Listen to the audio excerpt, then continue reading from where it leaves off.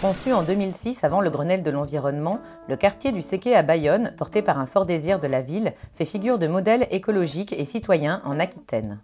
Ainsi, le blocage du prix d'entrée sur les terrains pendant 6 mois a permis aux paysagistes, architectes, urbanistes, aménageurs, promoteurs, élus et habitants de bâtir ensemble un projet d'habitat cohérent en résonance avec le paysage. À l'origine, c'était une opportunité d'un site, un site naturel, intéressant, qui avait un potentiel fort. Le petit inconvénient était un peu éloigné du centre-ville de Bayonne. Par contre, la ville avait la maîtrise des terrains.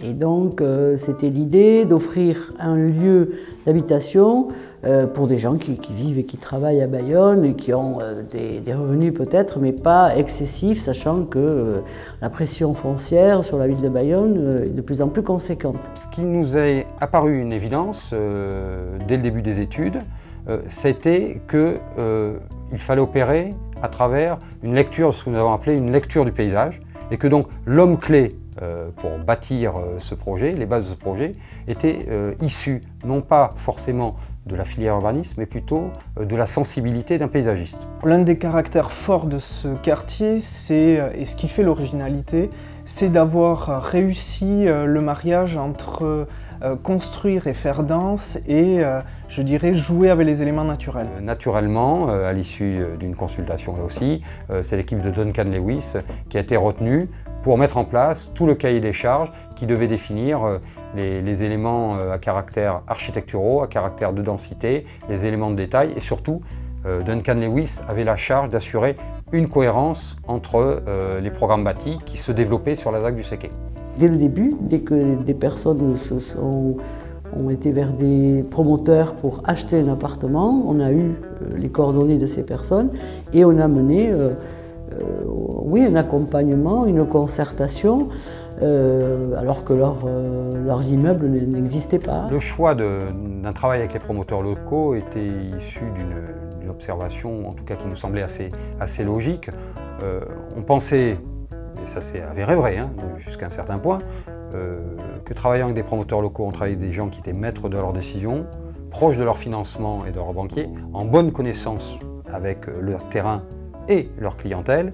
Et dernier point, qui étaient des gens qui avaient une vision un petit peu plus contemporaine de ce que pourrait être un travail avec nous. La ville de Bayonne a pleinement pris, nous accompagner, c'est notre concédant sur l'aménagement, mais donc on a eu des rapports et on continue à avoir des rapports très étroits avec les services de la ville de Bayonne, mais elle prend complètement le relais sur quelque chose qui nous, en tant qu'aménageurs, ne nous appartient pas, c'est comment la vie va venir s'installer là-bas. Fort de tous ces atouts, nous nous sommes lancés dans une opération d'habitat participatif portée par le COL. Donc là, les habitants ont conçu l'immeuble collectif dans lequel ils allaient vivre. Alors au départ, vous avez des architectes programmistes qui travaillent avec eux sur ce que pourrait être ce lieu. Terra Arte, c'est une opération sur un lot de ce quartier destiné à de l'habitat participatif. Alors, je construis mon appartement et je fais de l'espace où je vais vivre ce que je veux, comme si c'était une maison individuelle. Après, le PULS s'organise avec les autres.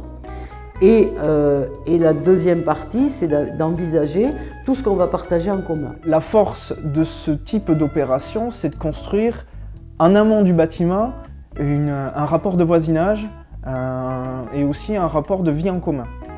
Et c'est ce travail-là qui est l'essence même de l'habitat participatif. Là, les habitants sont encore liés par des projets qui sont en devenir.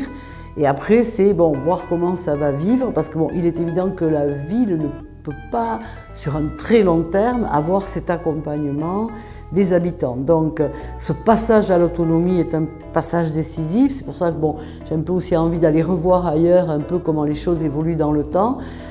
C'est encore un questionnement qui vient, qui est naturel, je crois. Ils se sont mis en association sur... Voilà, c'est la capacité. Mais moi, j'ai confiance quand même qu'ils auront de faire vivre après eux-mêmes les projets qu'ils ont créés, eux-mêmes d'ailleurs aussi.